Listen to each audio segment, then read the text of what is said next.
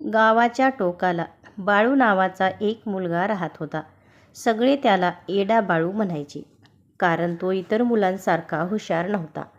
कोणी काही सांगितलं की तो लगेच खरं मानायचा आणि लोक त्याची थट्टा करायचे. एकदा गावातल्या काही मुलांनी बाळूची मजा करायचं ठरवलं.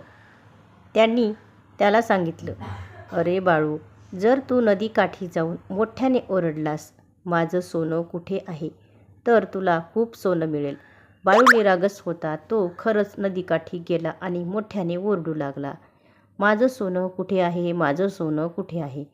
तेवढ्यात तिथून एक वृद्ध माणूस जात होता. त्याने बाळूला विचारलं, "काय रे, काय शोधतोयस?" बाळूने सगळं खरं खरं सांगितलं. वृद्ध माणूस हसला नाही. उलट त्याने प्रेमाने सांगितलं, "बाळा, खऱ्या आयुष्यात सोनं ओरडून मिळत नाही, मेहनत केली कीच मिळतं." हे ऐकून बाळूच्या मनात काहीतरी बदल झाला. त्या दिवसापासून तो रोज शेतात काम करू लागला. लोक अजूनही त्याला एडा म्हणायचे, पण तो काही बोलत नव्हता. काही वर्षांनी बाळू मेहनतीने श्रीमंत शेतकरी झाला.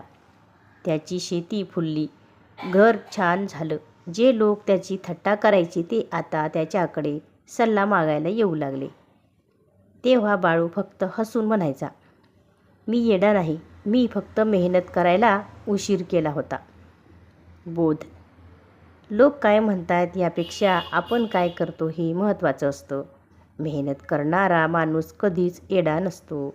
तर मित्रांनो, कशी वाटली गोष्ट ते कमेंटमध्ये नक्की सांगा आणि चॅनलला नक्की सबस्क्राईब करा. धन्यवाद.